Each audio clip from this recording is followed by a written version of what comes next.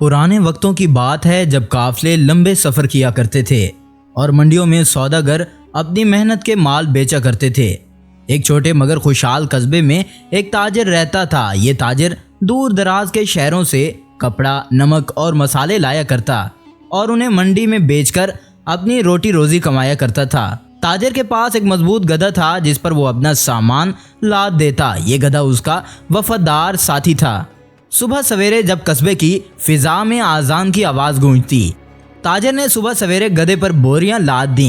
रास्ता पहाड़ों के बीच से गुजरता था और दरमियान में एक नहर आती थी जिसे पार करना बहुत ही मुश्किल था। गधा खामोशी से चलता रहा, लेकिन उसके दिल में एक अजीब सा बोझ उतरने लगा पीठ पर लदी बोरियों की सख्ती उसकी हड्डियां चूर करने लगी थी।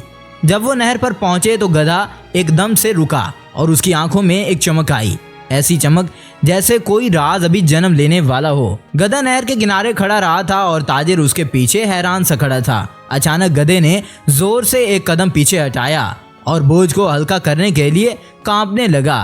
ताजिर गुस्से में बोला, ओ गधे, फौरन आगे बढ़ो, ये बोझ तुम्हें सहना पड़ेगा। लेकिन गधे ने सर हिलाकर एक तरफ इशारा कर दिया।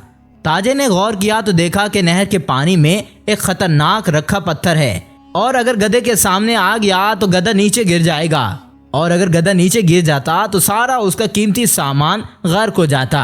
गधा शायद ये जान गया था कि अगर वो सीधा ना चला तो सारे माल खतरे में होगा। ताजिर ने ये सोचा भी नहीं था कि लेकिन गधे की होशियारी ने उसे बचा लिया। ताजिर हैरत से कहा, क्या तुम समझ सकते हो? तुम्हारे दिमाग में भी जो कुछ है ये तो लाजवाब है। गधा जैसे जवाब में सर हिलाने लगा था। हर बोझ के पीछे एक राह छुपी होती है साहब, बस नजर ठीक हो तो रास्ता मिल ही जाता है। तभी गधा एक और चालाकी दिखाता है। वो बोरियां थोड़ा सा एक तरफ हिलाकर एक छोटे रास्ते की तरफ मुड़ गया जो ताजिर की नजर से छुपा हुआ था। ये रास्ता नहर को पार करने का महफूज तरीन रास्ता था। ताजिर के मुंह से बेइख्तियार निकला, ये गधा तो आम नहीं, ये जादुई गधा लगता है। गधा खामोशी से आगे बढ़ता चला गया और ताजिर को भी ये समझ आ गया कि कभी कभी अकल सिर्फ इंसान के दिमाग में नहीं बल्कि वफादार साथी के दिमाग में भी होती है। लेकिन कस्बे के लोग जो गधे और ताजिर की ये जोड़ी देखकर हैरान थे, एक वाकया सिर्फ शुरुआत थी क्योंकि गधे का राज छुपा हुआ था। अगले शहर तक पहुंचने के बाद खुलने वाला था। कस्बे से निकलकर काफला घाटियों पहाड़ी रास्तों से गुजरता हुआ ताजिर अपने दिमाग में मंडी का हिसाब लगाते हुए था। बोरियां संभाले जा रहा था, लेकिन गधा जो आम दिखने वाला जानवर लगता था अपने अंदर एक अजीब सा चालाकपन छुपाए हुए था। जब वो एक सुनसान रास्ते पर पहुंचे, गधे ने अचानक एक कदम पीछे हटाया और अपने कानों को हिलाया। ताजिर ने उसे डांटने की बजाय गौर से देखा। तभी गधे ने अपना सर एक झाड़ी की तरफ किया और धीरे धीरे बोरियां थोड़ी एक तरफ हिलाने लगा। ताजिर हैरान हुआ, ये गधा, क्या वो मुझे कुछ दिखाना चाहता है? गधे ने बोरियां हिलाने के बाद एक छोटे रास्ते की निशानदेही की जो पहाड़ के पीछे छुपा हुआ था। रास्ते के दौरान गधे और ताजिर ने एक पुराना पुल देखा। इतना कमजोर लग रहा था कि कदम डालने पर टूट सकता है, लेकिन गधे ने अपने कदमों से पुल को आजमाने के लिए ताजिर को पहले जाने से मना कर दिया। ताजिर खुश हुआ कि उसका गधा तो कीमती उसके लिए बन गया है। इस दिन के बाद कस्बे के लोग हैरान थे। वो गधा जो ना सिर्फ बोझ सहता बल्कि अकल और हुनर भी एक दूसरे के साथ शेयर करता। लेकिन गधे का असल राज अभी पोशीदा था। ताजिर और गधा दिन भर के सफर के बाद एक घने जंगल के किनारे पहुंचे। सूरज धीरे धीरे पहाड़ों के पीछे छुप रहा था और हवा में एक अजीब सा सुकून था। गधे ने अचानक अपनी दुम घुमाई और फिर छोटे रास्ते की तरफ निकल पड़े। ये रास्ता कहाँ ले जाएगा? लगता है कहीं खतरनाक जगह है। गधे ने एक कदम आगे बढ़ाया और अपने कानों को हरकत दी। कुछ देर के बाद वो एक छोटी सी खाई के किनारे पहुंचे। खाई के नीचे एक छोटा सा संदूक पड़ा हुआ था जिस पर धूल और पर्दा था। गधे ने अपनी थोड़ी सी पेशानी से संदूक को हिलाया और ताजिर ने धीरे से उसे खोला। संदूक में सोने के सिक्के, कदीम नक्श वाले जेवरात और पुराना नक्शा था। ताजिर की आंखें खुली की खुली रह गईं। ये तो खजाने का कदीम नक्शा है। गधा जो पहले तो सिर्फ एक आम बोझ था अब उसके लिए कीमती बन गया था। तुमने मेरी जिंदगी बदल दी यार। अब हर खतरे के पीछे एक मौका छुपा हुआ होता है और अगर अकल और होशियारी साथ हो तो सब मुमकिन है। कस्बे के लोग बाद में कहते थे कि वो गधा सिर्फ ताजिर का साथी नहीं बल्कि एक चालाक लोमड़ी की तरह है। लेकिन अभी सफ़र ख़त्म नहीं हुआ था, क्योंकि ख़जाने के साथ एक और राज भी छुपा हुआ था जो अगले शहर में ताजिर और गधे को नए दुश्मनों और नए मज़ाहिया हालात में ले जाएगा। ताजिर और गधा दोबारा सफ़र पर निकले। गधा उस बार कुछ ज़्यादा शरारती मूड में था। जैसे ही ताजिर ने एक बड़ी बोरियां उठाई, गधे ने अचानक बैठकर कहा, ओहो साहब, आज तो आपने मुझे हथियारों का हुजूम दे दिया है। ये काफिले का ट्रक तो नहीं?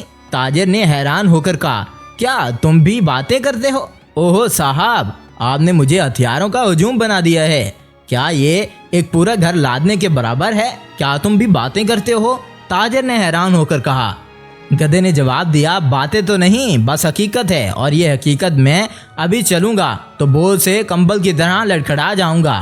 ताजिर मजबूर होकर हंस पड़ा। जैसे ही वो आगे बढ़ा, गधा एक झाड़ी के पास रुका और अचानक बोरियां इधर उधर हिलाने लगा और एक बोरी सीधी ताजिर के सर पर जा गिरी और ऊंची आवाज में बोला, अरे ये क्या कर रहे हो? गधा बेनियाजी से अपना सर हिलाया और बोला, साहब, ये सिर्फ आपकी सेहत के लिए है, कुछ हल्की फुल्की वर्जिश भी जरूरी है। रास्ते में गधा अक्सर रुककर किसी दरख्त से पत्ते खींच लेता और किसी झाड़ियों से घास खा लेता। पहाड़ों के बीच ये जोड़ी चलती रही और हर मौका पर ताजिर को हंसाता रहा। लेकिन कस्बे वाले अब भी नहीं जानते थे कि ये गधा अपनी मज़ाहिया हरकतों के साथ एक दिन सबको हैरान कर देगा। ताजिर और गधा अब रेतीले रास्ते की तरफ निकल पड़े थे। ताजिर ने कहा, क्या हुआ? अभी तो बिस शुरू होने वाला है। गधा जैसे तंज कर बोला, साहब, मैं रेत में धंसने का शौक रखता हूँ, बस थोड़ी सी सांस के लिए। जब वो रेत के किनारे से निकले तो सामने एक शानदार नखलिस्तान नमूदार हुआ। सब्ज खजूरें हवा में बुलबुल उड़ रहे थे और एक नरम साया थोड़ी राहत दे रहा था। गधा फौरन रेत में दौड़ने लगा और एक छोटे से खजूर के दरख्त के नीचे बैठ गया। पौधे के पीछे से एक छोटा सा कीड़ा निकला और गधे ने बड़ी शरारत से उसे नीचे किया। ताजिर चीख पड़ा, अरे ये क्या कर दिया? गधे ने बेनियादी से सर हिलाया और बोला, साहब, थोड़ी तनु मजा जिंदगी में जरूरी है।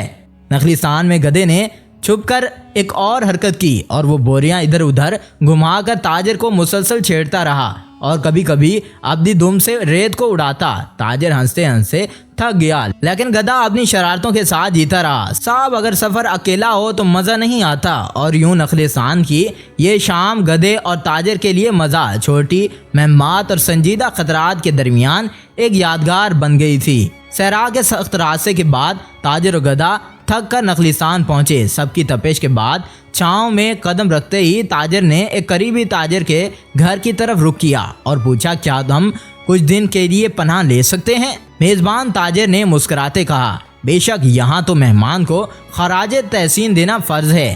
ताजिर और गधा खामोशी से उधर गए। घर में दाखिल होते ही गधा ने अपनी आदत के मुताबिक एक झाड़ी के पास रुककर सर हिलाया और जैसे कह दिया, ये जगह भी काफ़ी आरामदेह है। मेज़बान के दस्तरखान पर ताज़ा खजूरें, घरेलू रोटी, मक्खन और खुशबूदार सालन रखे गए।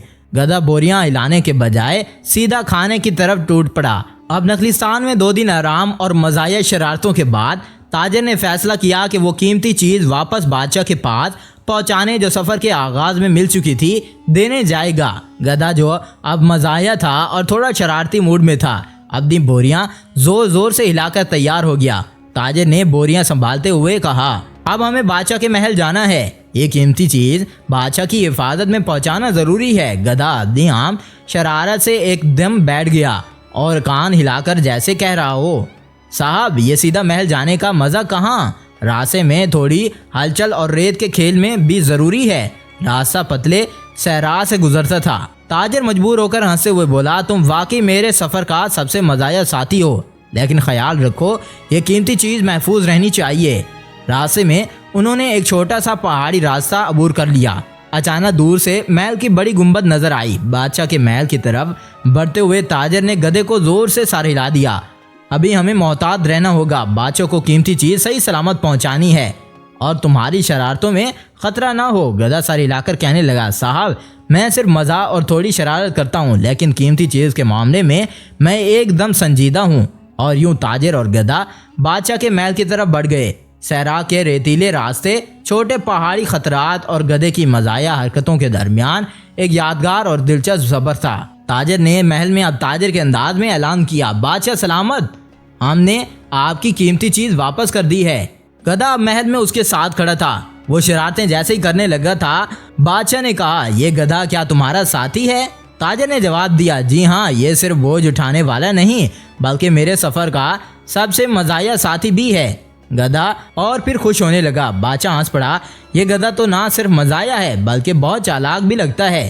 ताजिर ने आराम से कीमती चीज बादशाह के हवाले की और बादशाह ने खुश होकर उन्हें तोहफे में कुछ सोने के सिक्के दिए और कूदने लगा। और यूं बादशाह के महल में यह दिन सबसे कीमती चीज वापस करने का खूबसूरत दिन था। बादशाह के महल से कीमती चीज वापस करने के बाद अब दोनों सफर पर रवाना हो गए, घर के सफर की तरफ। कस्बे वापस पहुंचने के बाद ताजिर और गधा अपने घर पहुंचे। गधे ने बोरियां सीधी कहीं लेकिन अपनी शरारत और मजाक खत्म नहीं की। गधे ने फिर से शरारतें कर दी। ताजिर ने हंसते हुए कहा, तुम वाकई मेरी जिंदगी का सबसे मजा और शरारती साथी हो, लेकिन इतनी शरारत भी जिंदगी में खतरनाक होती है, सीधे बन जाओ। साहब, जिंदगी में मजा और थोड़ी शरारत के बगैर सफर अधूरा होता है। कस्बे के लोग दूर से देखकर हंस पड़े। बच्चे दौड़कर आए और बुजुर्गों ने मुस्कुराकर कहा, ये जोड़ी वाकई लाजवाब है, गधा भी शरारती और ताजिर भी शरारती। ताजिर ने सोना थोड़ा थोड़ा लोगों को दिया, बाकी अपने पास रखा। लोग यूं खुश हो गए और यूं ताजिर और गधा की यादगार महम इख्तिताम को पहुंची। लेकिन कस्बे वालों की यादों में ये जोड़ी हमेशा बसी रही। तो आपको ये कहानी कैसी लगी? अगर अच्छी लगे तो चैनल को सब्सक्राइब कीजिए। अगली वीडियो तक इंतज़ार कीजिए। शुक्रिया।